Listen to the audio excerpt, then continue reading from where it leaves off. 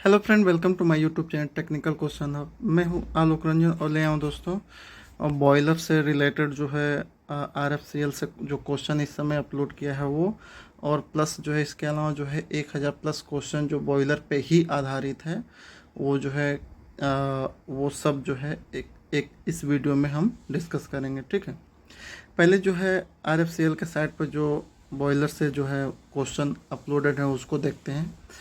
कह रहा है कि बॉयलर में सबसे महत्वपूर्ण जो है पैरामीटर क्या है, यानी कि इम्पोर्टेंट पैरामीटर जो बॉयलर में हमें देखना है वो सबसे इम्पोर्टेंट क्या है, तो है दोस्तों ड्रम लेवल, ड्रम का स्तर, यानी कि जो बॉयलर ड्रम का जो लेवल है वो इम्पोर्टेंट है। ठीक है, बहुत इम्पोर्टेंट। अगर पानी जो है नहीं रहेगा तो पूरा जो है आपकी जो जानते हैं स्टारवेशन हो सकता है, पूरी जो है एक तरह से एक्सप्लोजन भी हो सकता है, ट्यूबों में ब्रस्ट हो सकती हैं ओवर हीटिंग से। ठीक है, नेक्स्ट क्वेश्चन इसमें जो है कह रहा है कि बॉयलर ड्रम की सुरक्षा के लिए बॉयलर ड्रम के प्रेशर को कम करने के लिए किस टाइप का वॉल लगा होता है, यानी कि जो है कह रहा है कि अगर बॉयलर ड्रम का प्रेशर बढ़े तो वो कैसे जो है हम कंट्रोल करेंगे, जिससे कंट्रोल करेंगे वो उस वाल को क्या कहते हैं, तो उसे सेफ्टी वाल यानी प्रेशर सेफ्टी वाल PSV कह लीजिए, वो रहेगा। ठीक है, नेक्स्ट क्वेश्चन कर रहा है कि बॉयलर में स्केलिंग को रोकने के लिए कौन सा केमिकल यूज किया जाता है, यानी कि स्केलिंग अगर बॉयलर के अंदर ट्यूबों में ना हो या ड्रम में ना हो तो उससे जो है बचने के लिए कौन सा केमिकल यूज करते हैं हम, तो वो ट्राइसोडियम फास्फेट TSP जो ड्रम में डायरेक्ट डोजिंग होती है। ठीक है, नेक्स्ट कह रहा है कि डीएरेटर का मेन उद्देश्य क्या है, तो डीएरेटर का मेन उद्देश्य यही है दोस्तों, जो बॉयलर फीड वाटर में ऑक्सीजन होता है उसको रिमूव करना, रेसिडुअल ऑक्सीजन को कम करना। ठीक है, नेक्स्ट बॉयलर फीड वाटर का पीएच क्या होता है, तो बॉयलर फीड वाटर का जो पीएच होता है वो 8.5 से 9.5 के बीच में होता है। और बॉयलर जो है इंस्पेक्टर की उपस्थिति में कौन सा परीक्षण किया जाना चाहिए, यानी कि जो है बॉयलर इंस्पेक्टर जो आता है अलग अलग इंडस्ट्री में, जो जब बॉयलर का शटडाउन होता है या जो है एक तरह से हाइड्रो टेस्ट होता है बॉयलर का, तो उस केस में बॉयलर इंस्पेक्टर आता है, तो बॉयलर इंस्पेक्टर की उपस्थिति में हमें हाइड्रो टेस्ट बॉयलर का करना चाहिए। ठीक है, नेक्स्ट है बॉयलर की कार्य क्षमता किस पे निर्भर करती है, तो जो है कार्य क्षमता, ठीक है, वर्क इफिशिएंसी बॉयलर की आप जो स्पेसिफिक फ्यूल कंजप्शन पे वर्क करती है, यानी कि विशिष्ट फ्यूल खपत, यानी कि स्पेसिफिक फ्यूल कंजप्शन। ठीक है, HRA का फुल फॉर्म पूछा है, HRA का फुल फॉर्म, तो HRA का होता है हीट रिकवरी एरिया, HRA। ठीक है, नेक्स्ट कह रहा है कि अस्थायी जो है कठोरता के लिए कौन सा कारक जिम्मेदार है, तो अस्थायी कठोरता, यानी कि जो है जो बॉयल कर लो तो वो इम्प्योर जो एक तरह से हार्डनेस दूर हो जाती है, उसे अस्थायी कहते हैं एक तरह से, तो वो कार्बोनेट और बाइकार्बोनेट दोनों से होता है। ठीक है, नेक्स्ट कह रहा है कि मुख्यतः जो है वो किसकी वजह से बॉयलर की एफिशिएंसी कम होती है, यानी कि बॉयलर की एफिशिएंसी कह लो, बॉयलर में ऊर्जा कह लो कम होती है, तो जो ड्राई फ्लो गैस हम जो है एटमॉस्फेयर में भेजते हैं उसकी वजह से बहुत सारा लॉसेस होता है, जिससे बॉयलर की ऊर्जा में कमी आती है। ठीक है, नेक्स्ट है वेसल में मौजूद दाब मापने के लिए किस माउंटिंग का यूज किया जाएगा, तो प्रेशर मेजर करना है, तो प्रेशर मेजर प्रेशर गेज से होगा, बहुत ईजी है ना।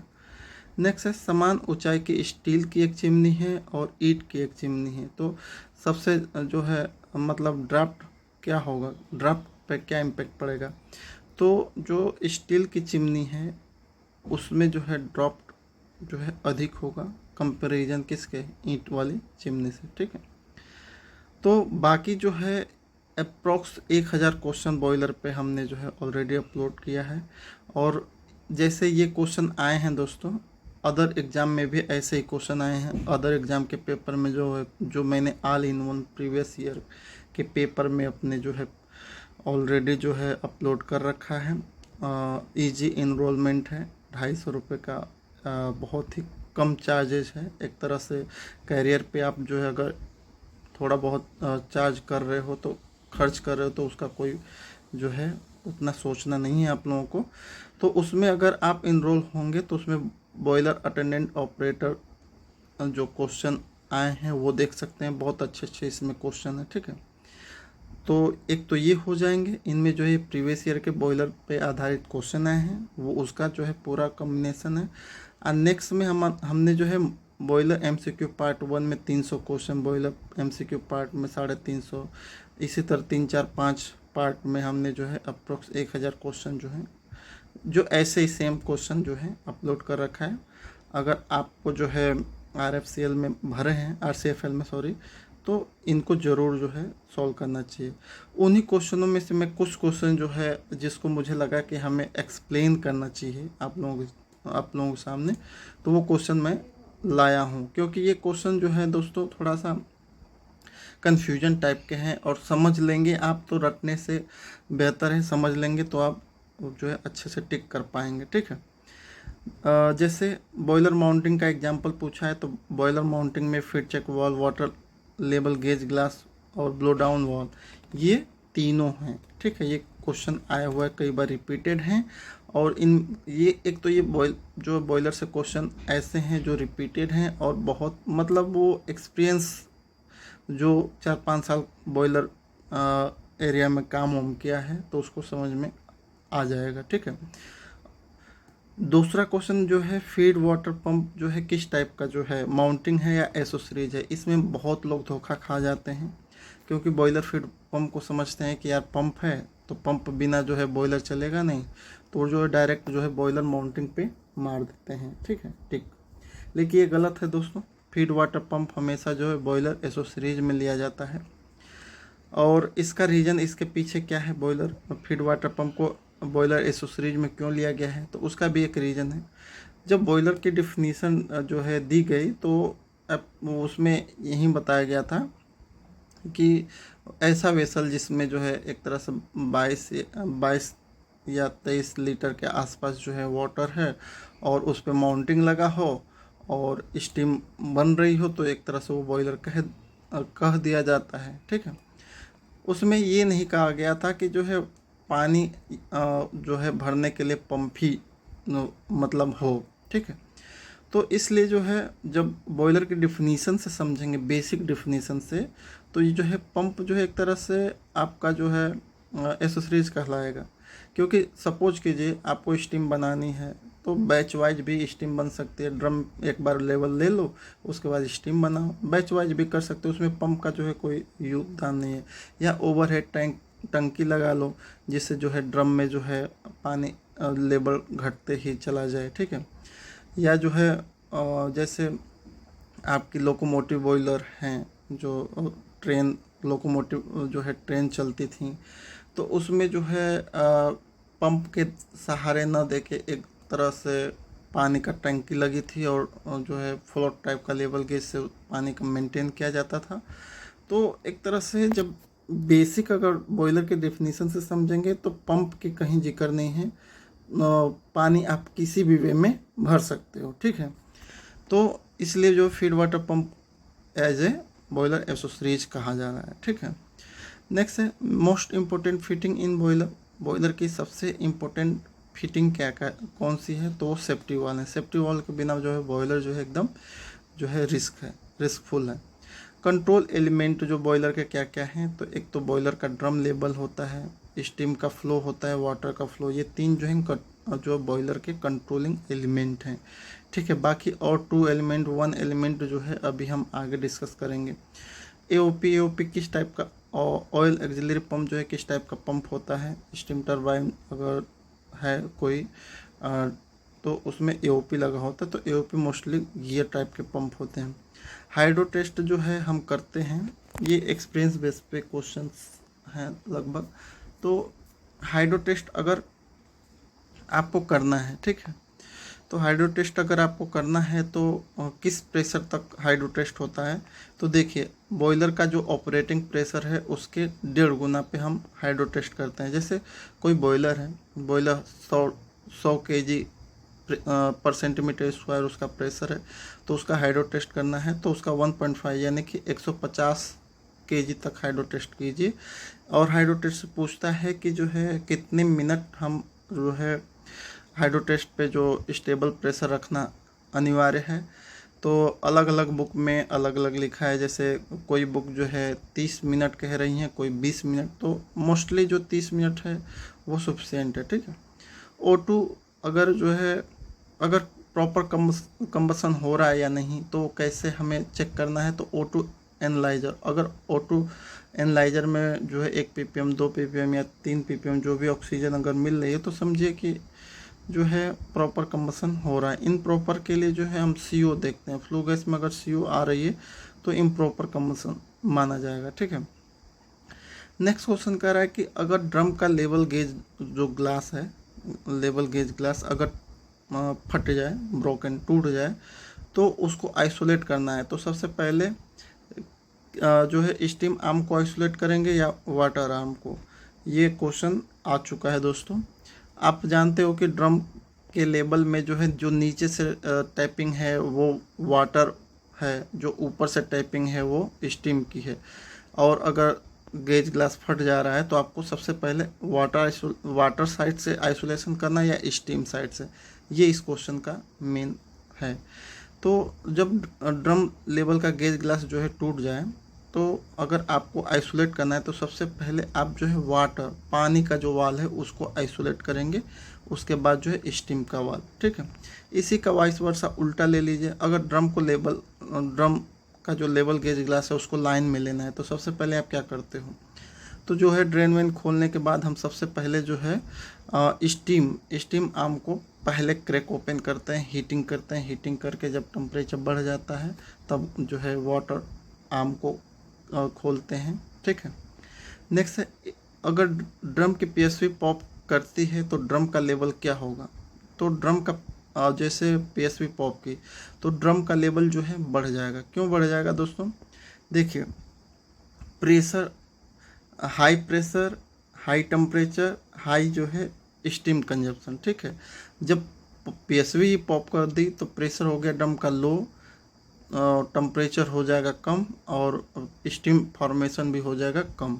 तो लेवल जो जा रहा है पानी वो वेपराइज नहीं होगा, तो क्या करेगा, वो लेवल को बढ़ाएगा, ठीक है। कह रहा है कि जनरली ड्रम की PSV की जो सेट प्रेशर है और सुपर हीटर की जो PSV का सेट प्रेशर है, दोनों का क्या जो है रेशियो है।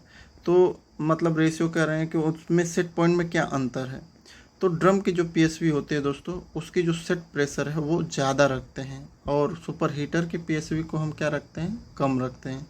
और ये कई बार पूछा भी जाता है ऐसा क्यों किया गया है कि ड्रम की PSV की सेट वैल्यू जो है ज़्यादा है और सुपर हीटर की PSV की सेट वैल्यू कम है। तो उसका सही आंसर यही आप दे सकते हैं कि अगर हम जो है ड्रम की PSV को, अगर हम जो है उसकी वैल्यू ज़्यादा रख दें, तो कम रख दें, तो जो है PSV जैसे ही पॉप होगी ड्रम की, तो वाटर लेवल कम हो जाएगा। जो भी स्टीम फॉर्मेशन होगा वो जो है एक तरह से स्टीम होगी, वो तुरंत जो है ड्रम की PSV से ही निकल जाएगी। तो हमारे जो स्टीम का फ्लो क्या होता है, स्टीम का फ्लो होता है कि सबसे पहले जो है वो जाएगी primary super heater, secondary super heater, final super heater, उसके बाद निकल जाएगी। तो जो PSV पॉप कर गई ड्रम में, तो जो स्टीम फॉर्मेशन है वो वहीं से निकल जाएगी। तो हमारा primary super heater, secondary super heater, final super heater की ट्यूब क्या हो जाएंगी, खाली हो जाएंगी, ठीक है। इसी कंडीशन को हम स्टारवेशन भी कहते हैं। तो जब खाली हो जाएंगे और आप फायरिंग दे रखे हो, यानी कि जो है एक तरह से बर्नर लाइन में है, फ्लू गैस बन रही है, तो वो क्या करेगा, वो दोस्तों जो है ट्यूबें सारे ओवर हीट होके जो है ब्रस्ट हो जाएंगे, ठीक है। तो इसीलिए जो है ड्रम की PSV की सेट वैल्यू ज़्यादा रखते हैं, ताकि जो है अगर प्रेशर बढ़े तो आपका मतलब अगर सुपर हीटर से प्रेशर वेंट हो जाए और एक तरह से पूरा जो है ऐसा कोई नौबत ना है कि हमारी जो है ट्यूब जो है मेल्ट हो, ओवर हीट हो, ठीक है। अगर कह रहा है कि NG फ्यूल है, तो उस केस में एयर फ्यूल रेशियो क्या मेंटेन किया जाता है, तो 14 जो है एयर का फ्लो अगर 14 है तो NG का 1 होगा, यानी 14:1 या 13:1 इसी के आसपास रखा जाता है, ठीक है। PSV blow down, PSV blow down क्या होता है दोस्तों, PSV ब्लो डाउन एक तरह से हमें ये बताता है कि प्रेशर जो है डिफरेंस कितना आया, ठीक है।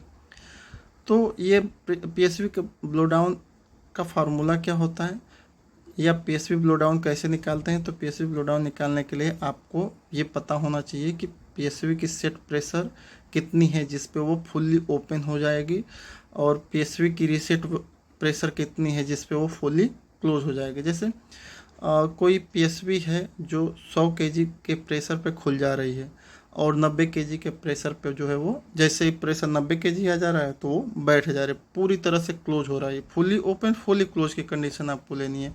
तो पीएसवी की सेट वैल्यू 100 पे फुली ओपन और जो है 90 केजी जैसे प्रेशर डाउन आया 90 केजी तक आया तो वो फुली क्लोज हो गए। ठीक है, तो इसका ब्लो डाउन देखेंगे तो पीएसवी 100 माइनस 90 कर देंगे, यानी कि 10 जो है उसका ब्लो डाउन, यानी कि 10 केजी का वो प्रेशर ड्रॉप कर दी। ठीक है, जो है फेज चेंज वाटर और स्टीम का जो फेज है वो मोस्टली कहाँ पे आपको मिलता है, बॉयलर के किस सेक्शन में मिलता है। तो फेज चेंज जो है बॉयलर के जो है राइजर ट्यूब में होता है, क्योंकि जो है पानी जाएगा पहले बॉयलर ड्रम में, बॉयलर ड्रम से जो है आपका एक तरह से नीचे आएगा। ठीक है, और उसके बाद जो है राइजर से होते हुए जैसे ऊपर जाएगा तो वहीं राइजर ट्यूब में उसका फेज चेंज हो जाएगा। ठीक है, बाकी जो है कुछ ओल्ड बॉयलर हैं जिनमें हीटेड डाउन कमर होते हैं, अनहीटेड होते हैं। तो इस समय मॉडर्न टाइम में तो जो है अनहीटेड डाउन कमर है, वो सीधे जो है ड्रम के बाहर से नीचे आए तो उसमें कहीं भी फेज चेंज होने का ऑप्शन ही नहीं है। फिर जब वाटर कॉलम फिर जो है जैसे ही बॉटम हेडर से राइजर ट्यूब के थ्रू जा रहे हैं ऊपर तो एचआरए जोन से होते हुए जाएंगे तो उनका फेज चेंज हो जाएगा, यानी कि वहाँ पे एक तरह से पानी और जो है स्टीम का मिक्सचर बनेगा। लेकिन पुराने में क्या है कि कुछ जो अनहीटेड डाउन कमर हैं और हीटेड, तो जब हीटेड होके आएंगे अंदर से जो आएंगे तो उनमें भी हो सकता है। लेकिन मॉडर्न टाइम में तो दोस्तों जैसे ये क्वेश्चन अभी पूछा था तो इस समय जो है करेक्ट आंसर तो इसमें राइजर ट्यूब में ही लिखा है। ठीक है, नेक्स्ट है maximum pressure occur in boiler which section. सबसे ज़्यादा प्रेशर बॉयलर के किस पार्ट में होता है। ठीक है, ड्रम में होता है, इकोनोमाइजर में होता है, या आपका अदर जो है फाइनल सुपर हीटर या कहीं भी। तो सबसे हाई प्रेशर जो है हमें इकोनोमाइजर में मिलता है, क्योंकि जो है इकोनोमाइजर में ज़्यादा प्रेशर रहेगा और थोड़ा ड्रॉप होगा तो ड्रम में जाएगा, और ड्रम से जो है फिर जो स्टीम बनेगी तो वो भी लगभग उतना ही जो है रहेगी। तो इकोनोमाइजर में जो है सबसे ज़्यादा प्रेशर पाया जाता है। ठीक है, best way to isolate steam drive pump. अगर जो है स्टीम ड्राइव कोई फीड पंप है उसको आइसोलेट करना है तो सबसे पहले जो है स्टीम ड्राइव यानी कि स्टीम टरबाइन को आइसोलेट करना है तो सबसे पहले क्या करेंगे, तो उसके लिए दोस्तों सबसे पहले जो है हम एचएस स्टीम है यानी हाई प्रेशर स्टीम को पहले आइसोलेट करेंगे, फिर लो प्रेशर स्टीम को आइसोलेट करेंगे, उसके बाद जो है एओपी का डिस्चार्ज जो है आइसोलेट करेंगे, फिर एओपी को बंद करेंगे। ठीक है, ये सीक्वेंस पूछा था। ठीक है, ये जो है सीक्वेंस पूछा गया है इसलिए मैं इस क्वेश्चन को लाया हूँ।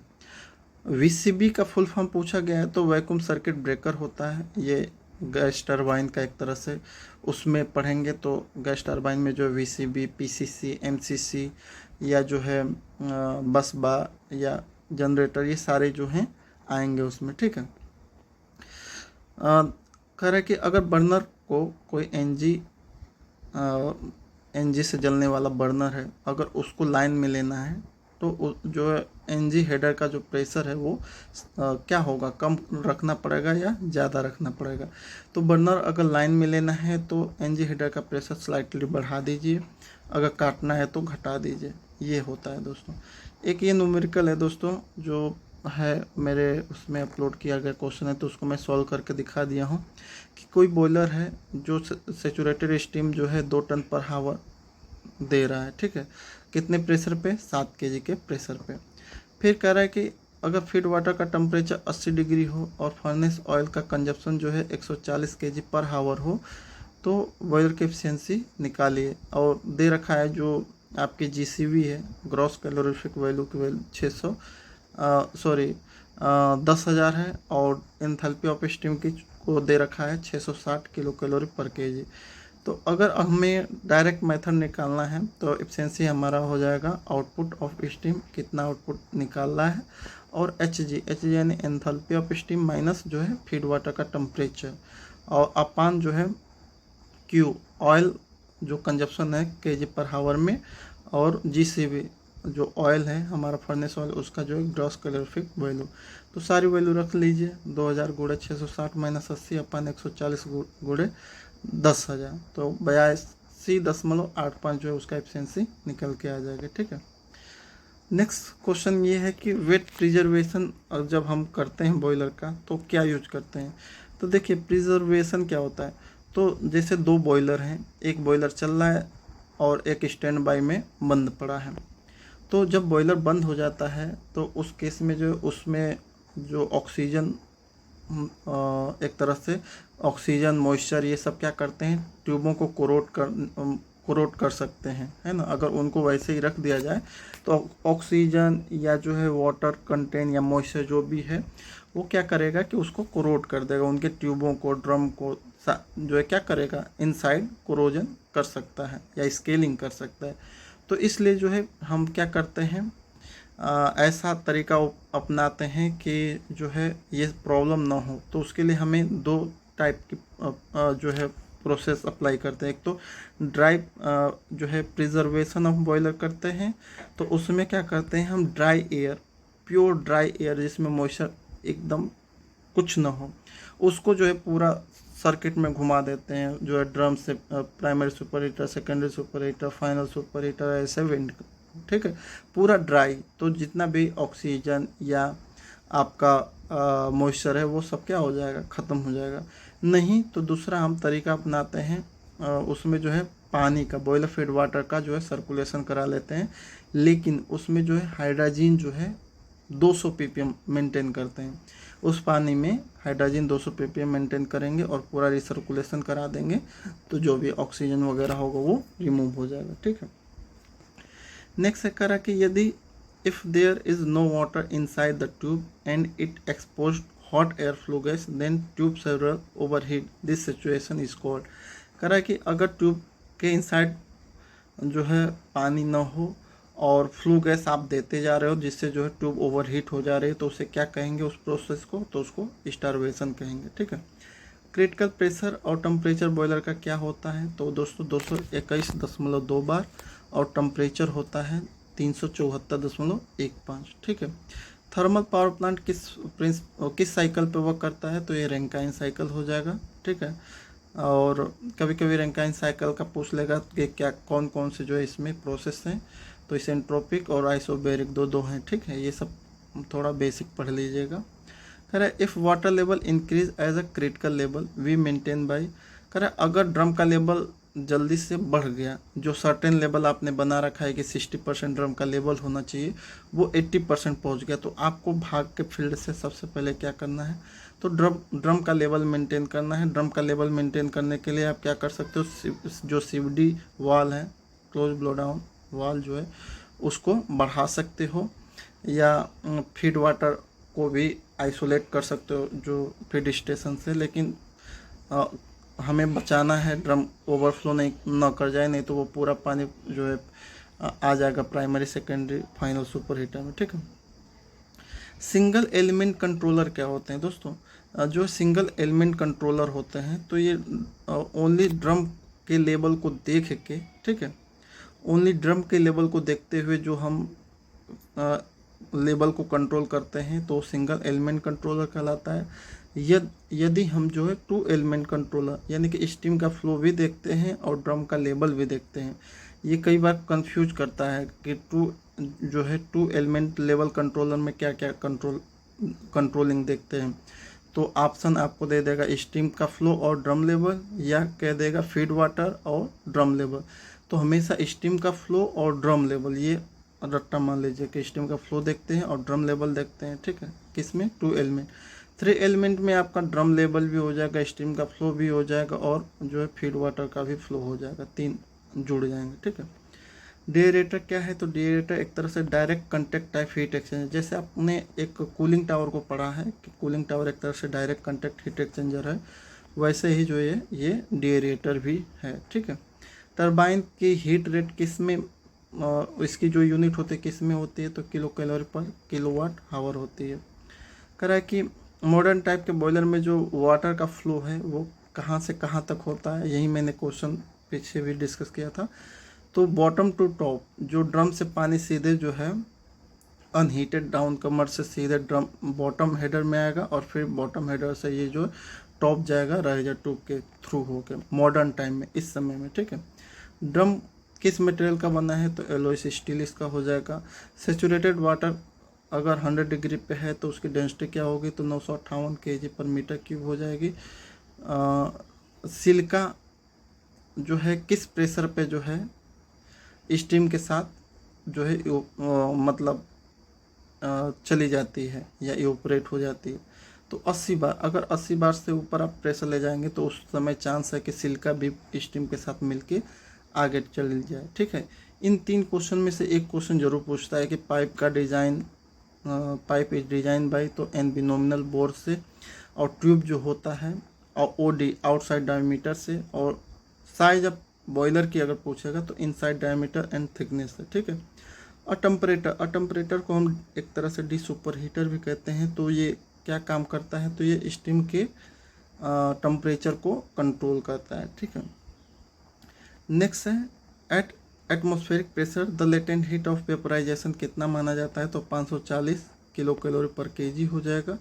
ड्राइनेस फ्रैक्शन क्या होता है दोस्तों, तो ड्राइनेस फ्रैक्शन एक तरह से हम देखते हैं कि स्टीम की कंडीशन क्या है। अगर ड्राइनेस फ्रैक्शन की वैल्यू जो है 0.2 है तो हमें ये लगेगा कि यार 100 kg की जो ड्राई स्टीम है उसमें 2 kg जो है एक तरह से मॉइस्चर है, ठीक है। तो ये जो है एक तरह से मॉइस्चर को बताता है। अगर पूरी तरह से फुल्ली ड्राई स्टीम है तो उस केस में ड्राइनेस फ्रैक्शन क्या हो जाएगा, 1 हो जाएगा, ठीक है।